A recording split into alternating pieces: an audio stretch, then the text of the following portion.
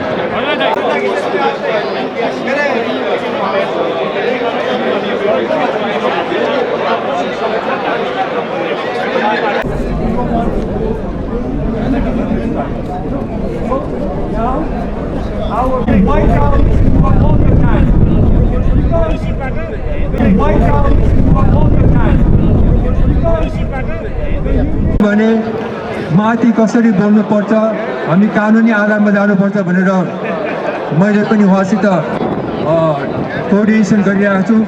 त्यो चाहिँ एकदमै जरुरी छ। अब हेरौँ, हर्क साम्पाङ तपाईँलाई थाहा छ, यो गोर्खाको छोरो हो।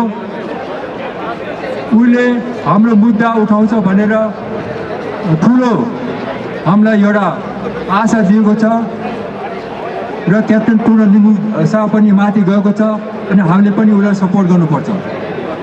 कुरा त्यो हजुर, जबसम्म हाम्रै आफ्नै मान्छेहरू माथि सत्तामा पुग्दैन तबसम्म हाम्रो माग पुरा हुनु चाहिँ गाह्रो छ। हजुर, सकेसम्म हामीले आफ्नै मान्छेहरू चुराएर पठाउनु पर्ने हो, नत्र यिनीहरूले आले टाले उयो अहिलेसम्म 30 वर्ष भयो हुन्छ हुन्छ भन्दै राख्दै त्यस्तो। अब पहिला हामीले आन्दोलन गर्दाखेरि 50-60 हजार भुकुहरू थियो, अहिले बिचरा सबै छैन, अहिले 20-30 मात्रै छैन। दुःख लाग्दो कुरा हो। र हामीले यो ब्रिटिस सरकारसित दयाको भिख मागेको होइन क्या। यिनीहरूले जस्तो हामीलाई जस्तो मलेसियामा, हङकङमा, सिङ्गापुरमा अनि अहिले तेलको धनी राष्ट्र ब्रुनाईको पैसा हाम्रो नाममा लुटेको पैसा त्यो मात्रै फर्काइदियो भनेको छ। हामीले पक्का कुरा गर्ने भने यिनीहरूले चाहिँ त्यत्रो पैसा कहाँबाट ल्याउने भन्छ अरे। हामीले त्यो पैसा मागेको होइन, हाम्रो गोजीबाट पैसा लुटेको पैसा दियो भने फर्काइदियो भने चाहिँ हामीले ब्रिटिसको राष्ट्रिय कोषबाट 1 कप चिया खाने पैसा लिएछन्, त्यो हाम्रो पैसा फर्काइदियो भने त्यति मात्रै भनेछौँ, अरू लम्बे दान छैन। यसो हेर्नुहोस् त अझ यिनीहरूले लाखौँ डलर, मिलियनौँ पाउन्ड यो युक्रेनलाई हतियार कहाँबाट दियो। अफगान रिफ्युजीहरूलाई हेर्नुहोस् त, यहाँ आउँदाखेरि पोर्टबाट हामीले त्यहाँ हडताल गर्दाखेरि यिनीहरूको कोब्रा मिटिङ बसेको थियो। अफगानिस्तान जब तालिबानले यिनीहरूलाई त्यो खेद्यो नि, त्यतिखेर यहाँ कोब्रा मिटिङ भएर तत्कालै यिनीहरूले कति 3 मिलियन पाउन्ड त रिफ्युजीहरूको निकाल्यो। हजुर, हाम्रो गोर्खालीको लागि निकाल्नु सक्दैन, 6 हजार। यिनीहरूले कन्जुसाई गरेको मात्रै हो। त्यस कारणले हामीले यिनीहरूसित दयाको भिख मागेको होइन, हाम्रो पैसा यिनीहरूले लुटेको हाम्रो पैसा मलेसिया गभर्मेन्टसित, सिङ्गापुरसित, हङकङसित, अहिले ब्रुनाई गभर्मेन्टमा कति सायद उहाँ बस्ने मान्छेहरू थाहा छ 3.6 मिलियन पाउन्ड चाहिँ गोर्खासको नाममा यहाँ यिनीहरूको ढुकुटीमा आउँदैछ। हामीले मागेको त्यति हो, न हामीले यिनीहरूको राष्ट्रिय ढुकुटीबाट तिमीहरूको पैसा रित्याएर दियो भनेको छैन।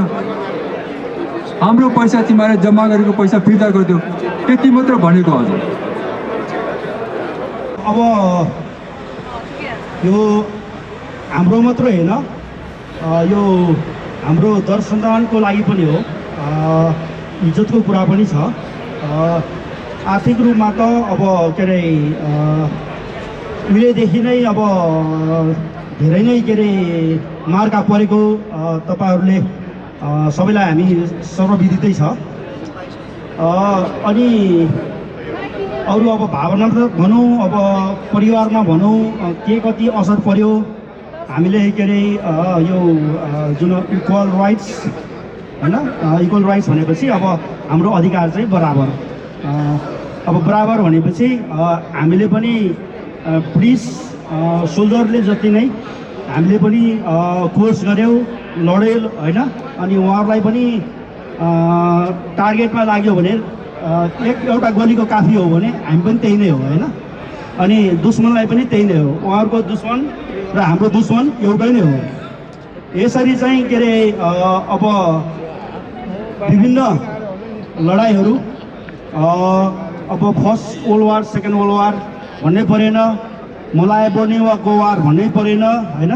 त्यसपछि आएर अर्जेन्टिनासँग होइन, अर्जेन्टिनासँग के त नत्र हाम्रो नेपालको त केही दुश्मनी थिएन, तर हामी ब्रिटिस नै भएर, ब्रिटिस गोर्खा भएर लड्यौँ। अनि त्यसपछि अरू सबै सायद गोर्खालीले एउटा नर्दर्न आइल्यान्डमा भए त्यहाँ मेरो विचारमा राजनीतिक कारण र गोर्खाली अभ्यास हुन्छ भनेर पनि होला, त्यहाँ बाहेक अरू कुनै पनि लडाइँ गोर्खालीहरूले नलडेको छैन है। गर्दाखेरि हाम्रो सरकारहरू पनि त्यस्तै भयो। पहिला चाहिँ अब के अरे ब्रिटिससँग कुरा गर्नको लागि उहिलेको बुढोहरूले बरु नगरेको भन्नु मिल्दैन है। के अरे जुन 1947 9 नोभेम्बर 1947 को त्रिपक्षीय सन्धि हेर्नुहुन्छ भने पनि त्यतिखेर पनि तपाईँहरूले अब प्रायले हेरिसक्नु भएको छ, पाउनु भएको छैन भने भन्नुहोस्। अहिलेको उसलाई त्यो अङ्ग्रेजीलाई नेपालीमा उल्था गरेर हेर्न पनि सजिलो छ। अहिलेको जुन सुविधा छ, जुन ट्रान्सलेसन सुविधा, त्यसले 100% नदिए पनि तपाईँले 90%, 85% तपाईँले चाल पाउनुहुन्छ। गोर्खालीलाई कुनै पनि हालतमा, अघि हाम्रो लेफ्टेनेन्ट यामबहादुर गुरुङ यहाँ हुनुहुन्छ मेरो दाहिने, उहाँले पनि भन्नुभएको थियो है, हामी गोर्खालीलाई त्यतिखेरको बेलामा पनि गोर्खालीलाई चाहिँ मर्सिनेरी नकहियोस्, त्यस्तो व्यवहार नगरियोस् भनेपछि भाडाको सिपाहीको रूपमा चाहिँ नगरियोस्। तपाईँहरूको सिपाहीले जे जस्तो सेवा सुविधा तलब भत्ता पाउँछ त्यस्तै पाउनुपर्छ र इज्जतदारसँग तपाईँहरू चाहिँ के अरे गोर्खालीलाई के अरे होम पुलिस सिपाही सर नै व्यवहार गरिनुपर्छ भनेर भनेको। तर पछिल्लो कालखण्डमा तपाईँहरूलाई थाहै छ कहाँबाट आयो बिजिएसआई है। बिजिएसआई भने British of Gorkhas standing instruction, त्यो ल्याएर अब तपाईँहरूले आफ्नै नम्बरीहरू कतिजनालाई डबल पनिसमेन्ट भयो। अब क्विन्स रेगुलेसन त सबैलाई लागु हुने नै हो, बिजिएसआई चाहिँ अरूलाई चाहिँ लागु नहुने, गोर्खेलाई चाहिँ लागु हुने गर्दाखेरि एउटा गल्ती गर्यो भने गोर्खेले चाहिँ दुईचोटि उसले चाहिँ सजाय पाए क्या। बिजिएसआई अनुसार पनि पायो, यता क्विन्स रेगुलेसन अनुसार पनि पायो। त्यो एउटा के अरे टिप्स अफ द आइसबर्ग भन्छ, एउटा इक्वालिटी नभएको एउटा उदाहरणको एउटा प्रस्तुत गरेको हो। अब हजुर सबैको धेरै कथाहरू होलान्। अब मैले चाल पाएको हङकङमा हुँदा त खासै चाल पाएन, तर हङकङमा देखिन्थ्यो के अरे पबमा जाँदाखेरि